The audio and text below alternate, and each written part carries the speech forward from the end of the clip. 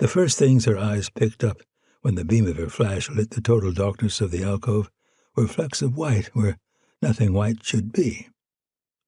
She let the flash roam over the broken walls, reflect from the black surface of the seep-fed pool below them. Then she moved the beam back to that incongruous reflection. It was exactly what she had feared. Bones. Bones scattered everywhere. "Oh, shit," said Eleanor Friedman Burnell, who almost never used expletives. "Shit, shit, shit." Someone had been digging. Someone had been looting. A pot hunter, a thief of time. Someone had gotten here first. She focused on the nearest white, a human shoulder bone. A child's. It lay atop a pile of loose earth just outside a place where the wall had fallen. The excavation was in the hump of earth that had been this community's trash heap, the common place for burials and the first place experienced pot hunters dug. But the hole here was small. She felt better.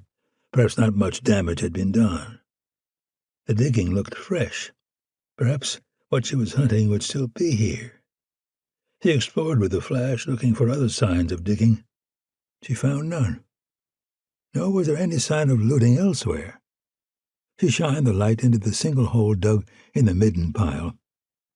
It reflected off stones, a scattering of potsherds mixed with earth and what seemed to be more human bones, part of a foot, she thought, and a vertebra. Beside the pit on a slab of sandstone, 4 lower jaws had been placed in a neat row, 3 adult, 1 not much beyond infancy. She frowned at the arrangement, raised her eyebrows, considered, looked around her again.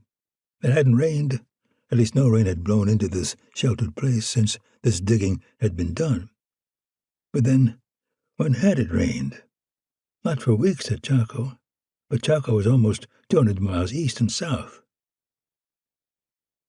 The night was still.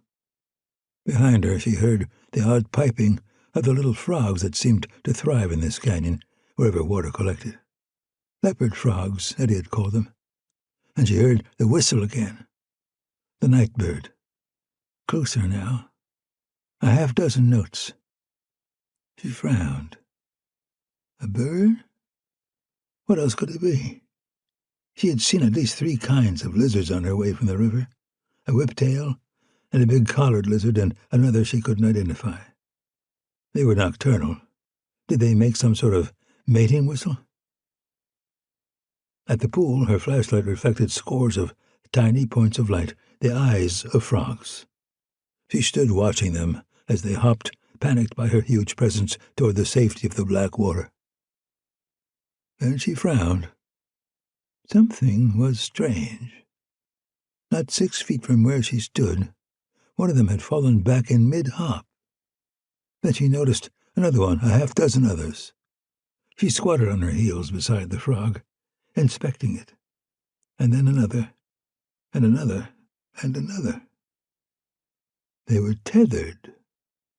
A whitish thread, perhaps a yucca fiber, had been tied around a back leg of each of these tiny black-green frogs and then to a twig stuck into the damp earth. Eleanor Friedman Burnell leaped to her feet, flashed the light frantically around the pool. Now she could see the scores of panicked frogs making those odd leaps that ended when a tether jerked them back to earth. For seconds her mind struggled to process this crazy, unnatural, irrational information. It would have to be a human act. It could have no sane purpose. When? How long could these frogs live just out of reach of the saving water? It was insane. Just then she heard the whistle again, just behind her.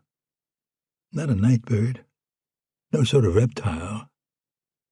It was a melody the Beatles had made popular. "Hey Jude," the words began. But Eleanor didn't recognize it. She was too terrified by the humped shape that was coming out of the moonlight into this pool of darkness.